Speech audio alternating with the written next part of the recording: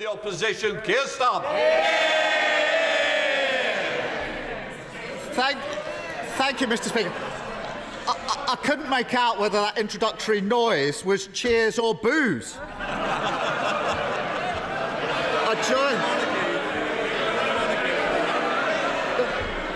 The trouble is, I don't know whether it's directed at me or him.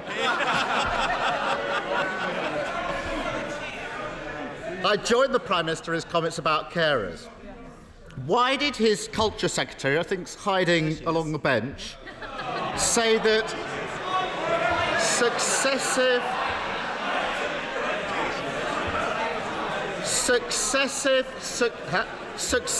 Conservative governments left our health service wanting and inadequate when the pandemic hit? Mr. Speaker, everybody knows that when the pandemic hit, it was an entirely novel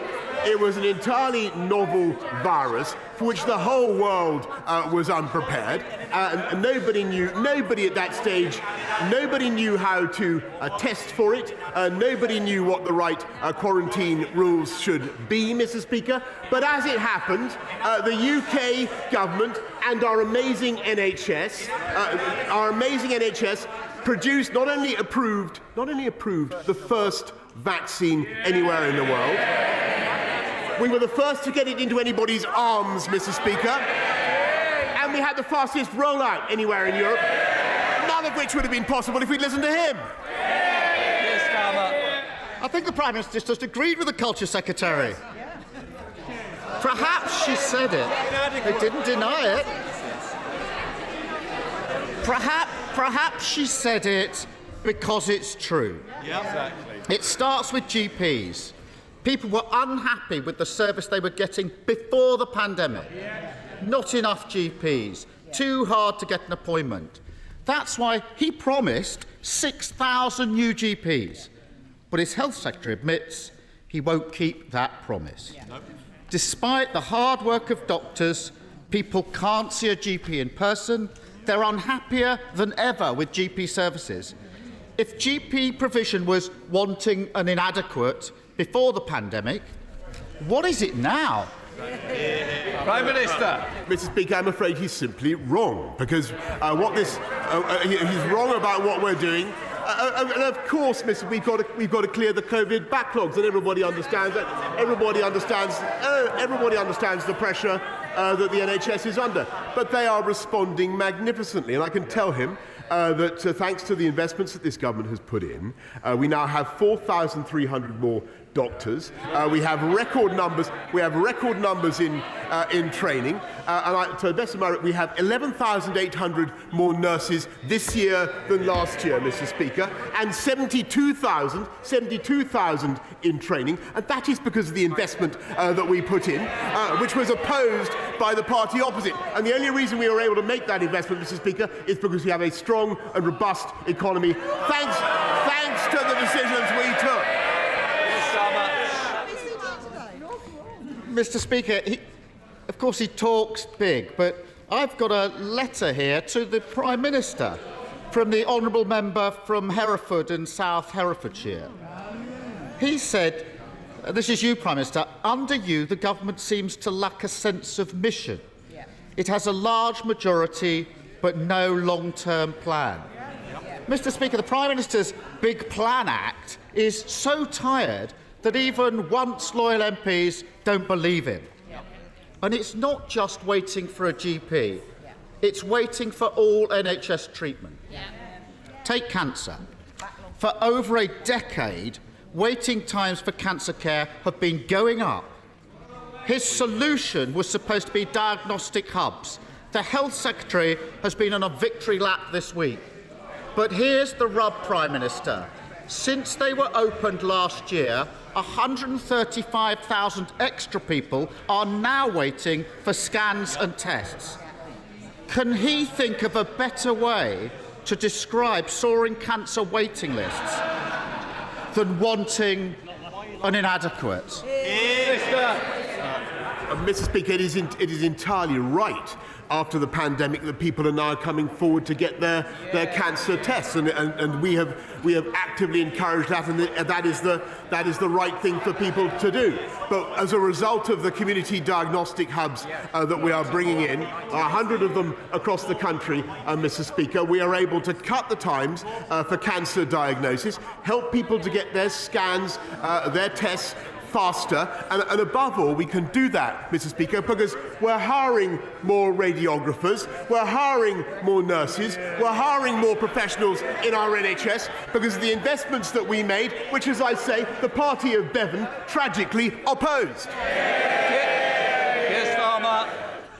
Mr. Speaker, the problem is the cancer rates have been going up for 10 years, and they're even higher now. So blaming the pandemic just won't wash. Perhaps the Culture Secretary was talking about the state of NHS buildings. Before the pandemic, the NAO said they were a risk to patients. The government's response, paint jobs and fix-ups, pretending that's the same as building new hospitals. The Treasurer and the Cabinet Office apparently don't think that the refurbs are even going to be delivered. Take University Hospital North Tees. The ceiling is falling in, the roof leaks, and staff have to hose down the pipes to stop them freezing over. Failure to fix wanting and inadequate NHS buildings is putting patients at risk, isn't it, Prime Minister? Mr. Speaker, this line of criticism is satirical, coming from a Labour government, attacking our hospital building programme, Mr. Speaker, where they were the authors of the PFI scheme that bankrupted so many hospitals. Mr. Speaker, what we're doing instead is building 48 new hospitals. Yes, we are. Thanks to the biggest capital investment programme in the history of the NHS. From memory, we put £33 billion as soon as we came in, then another 92 to cope with the pandemic, plus another 39 billion in the health and care levy. They opposed that funding. They opposed the health and care levy.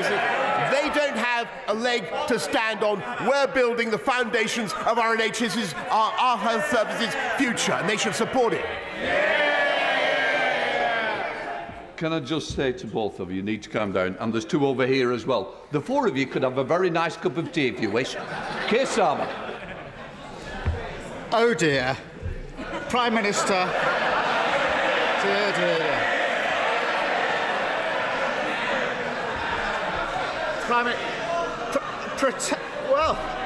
Pretending. Mr. Speaker, pretending no rules for Prime Minister, he chunters on. Pretending no rules were broken didn't work. Pretending the economy is booming didn't work. And pretending to build 40 new hospitals won't work either. They want him to change, but he can't. As always with this Prime Minister, when he's falling short, he just changes the rules and lowers the bar. In March, he proposed changing the NHS contract. He wants to double the length of time patients can be made to wait for surgery, from 1 year to 2 years. On top of that, he scrapped zero tolerance of 12-hour waits at A&E. 24 hours at A&E used to be a TV programme. Now it's his policy. Well, it's Health Week. And he's telling all of them. Order!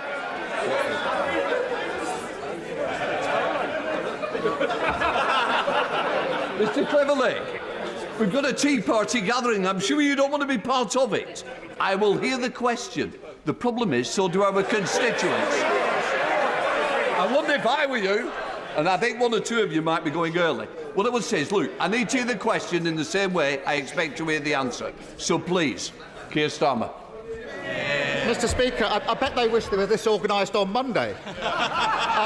Well, Mr. Speaker, it's Health Week, and he's telling them he's going to turn over a new leaf, So why doesn't he start by scrapping his plans to greenlight wanting and inadequate NHS standards? Prime Minister. Mr. Speaker, look, I've got to tell him, I just think that this line of attack is not working, Mr. Speaker. But it's not working. It's not working because they refuse to approve. Once again, I think the two of you need to calm down. So please, we don't want to see an empty front bench, Prime Minister.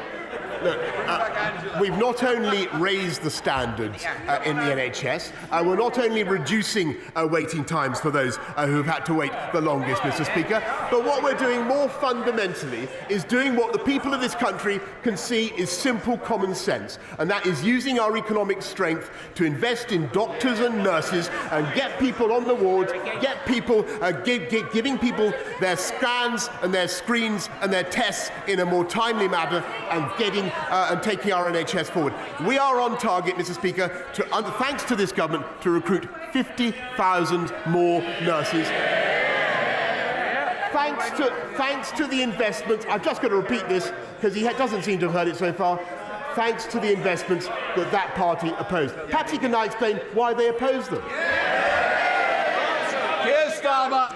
Mr. Speaker, raising taxes because you failed to grow the economy isn't a plan for the NHS, and everyone sitting behind him knows it.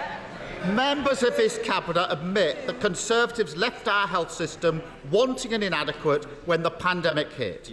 He's been in power for 3 years, and things are getting worse, not better. Fewer GPs, more waits for cancer tests, buildings still crumbling, and he's changing the rules to cover up his failure. And there is a real human pain as a result. Today I spoke to Hamza Semakula. Hamza is 20 and he plays semi-professional football for Hendon. He tore his ACL earlier this year. Because of the 2-year wait for surgery, he had to crowdfund for a private operation. I also spoke to Akshay Patel. Last year, his mother woke up unable to breathe. Akshay called 999 6 times. In his last call, he said, "I rang an hour ago for an ambulance as she had difficulty breathing, and now she's dead." Even he must admit that Akshay, Bina and Hamza deserve better than a wanting and inadequate government utterly unable to improve our NHS.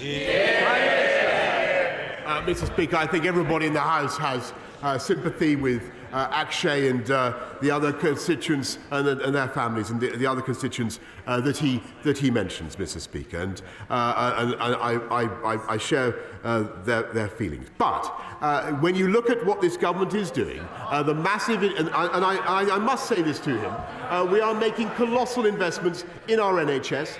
We are cutting waiting times, we're raising standards, we're paying nurses more, we're supporting our fantastic NHS. And by the way, he continually came to this, I don't just remind him of this, and said that we had the worst COVID record in Europe. Turned out to be completely untrue. He still hasn't retracted it. We're doing it, Mr. Speaker. We can make those investments because of the strength of the UK economy, because of the fiscal firepower that we have to deploy. We have the lowest unemployment now since 1974, and we are going to continue to grow our economy for the long term. He asked about the mission of this government, Mr. Speaker. It is to unite and level up across our whole country, to unleash the potential of our entire country. The biggest tutoring programme in history for young people, raising literacy and numeracy standards for 11-year-olds from 65% adequacy to 90%. That is the highest objective I think a government could achieve. Expanding home ownership for millions of people, as my right honourable friend for Duluth and I will do, for millions of people who currently don't have it.